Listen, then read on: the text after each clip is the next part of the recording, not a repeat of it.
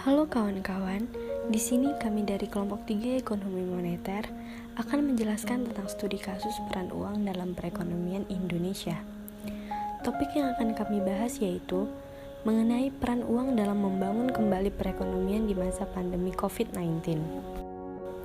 Hadirnya pandemi COVID-19 telah membawa perubahan terhadap dunia dengan berbagai tantangan yang tidak pernah terbayangkan sebelumnya. Di Indonesia, COVID-19 telah menjangkiti lebih dari 1,3 juta orang sejak kasus pertama diumumkan pada bulan Maret 2020. Setidaknya 35.000 orang telah meninggal dunia. Namun, upaya untuk menghambat penyebaran virus COVID-19 telah menghambat kegiatan perekonomian dan dampaknya terhadap tingkat kesejahteraan sosial semakin dirasakan masyarakat. Setelah menunjukkan pencapaian penurunan kemiskinan beberapa tahun belakangan ini, tingkat kemiskinan kembali meningkat setelah pandemi COVID-19. 1 dari 10 orang di Indonesia hari ini hidup di bawah garis kemiskinan nasional. Di masa krisis ini, peran uang sangatlah penting dalam membangun kembali perekonomian.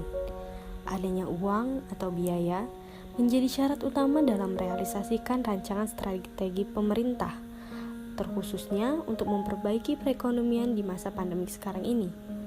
Turunnya daya beli masyarakat menandakan berkurangnya jumlah uang yang beredar di masyarakat. Dengan kata lain, tingkat kebutuhan akan uang semakin meningkat. Berbagai peraturan ditetapkan sepanjang tahun 2020 hingga 2021 sebagai bentuk pencegahan penyebaran COVID-19 yang berpengaruh negatif terhadap perekonomian. Uang menjadi pemeran utama dalam menyeimbangkan keadaan perekonomian Indonesia. Untuk itu, kami akan menjelaskan peran uang sebagai pendanaan kebutuhan ekonomi di masa pandemik sekarang ini.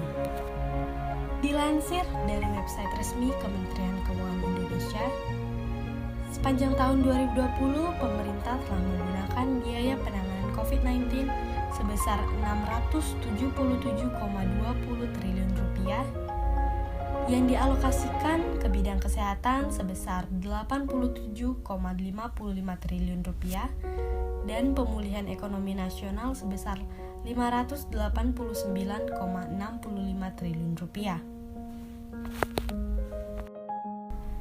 Bahkan di awal 2021 kemarin, Menteri Keuangan Ibu Ari Mulyani Indrawati menyampaikan pemerintah akan menambah anggaran di sektor kesehatan menjadi Rp193,3 triliun untuk menangani pandemi COVID-19.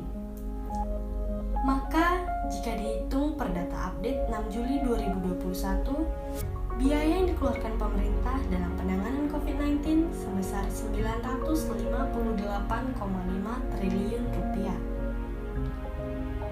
Penambahan anggaran salah satunya untuk pengadaan 53,9 juta dosis vaksin dan bantuan untuk iuran jaminan kesehatan untuk 19,15 juta orang.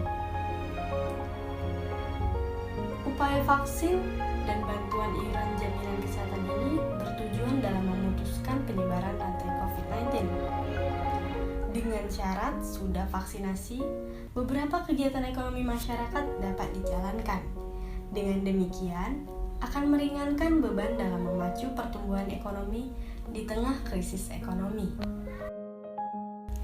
Selama pandemi ini, salah satu kebijakan yang menarik dari pemerintah yaitu adanya alokasi dana terhadap UMKM di Indonesia.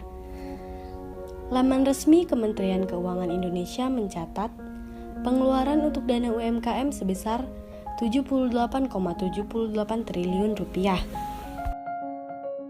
Melalui pemberdayaan usaha mikro, dapat membantu masyarakat yang mengalami pemutusan hubungan kerja atau PHK dan hilangnya penghasilan karena usahanya terdapat pandemi COVID-19.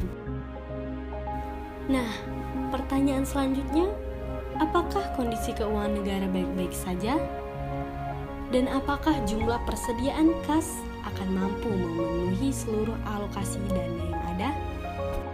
Dari data APBN atau Anggaran Pendapatan dan Belanja Negara Indonesia, seperti dilansir dari laman resmi Kementerian Keuangan, pendapatan negara sepanjang tahun 2020 sebesar 1.699,1 triliun rupiah.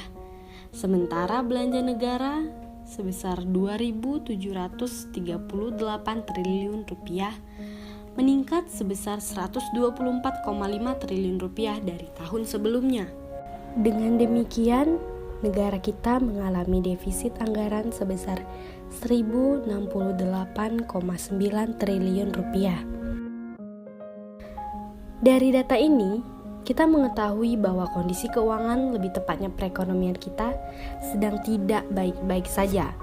Dengan belanja negara yang meningkat sebesar 124,5 triliun rupiah tersebut, menandakan keperluan pembiayaan berbagai sektor semakin meningkat setiap tahunnya. Mengingat angka penyebaran COVID-19 yang tak kunjung turun, tentunya dapat disimpulkan bahwa permasalahan kedepannya semakin luas. Defisit negara semakin besar dan dampak yang diakibatkan semakin besar pula. Berdasarkan pemaparan kami di atas, tentunya kita paham betapa pentingnya uang dalam perekonomian negara. Uang sebagai syarat utama dalam laju pembangunan ekonomi adalah mutlak adanya. Berbagai strategi dan rancangan pemerintah akan dapat berjalan jika adanya uang yang berperan dalam membiayai.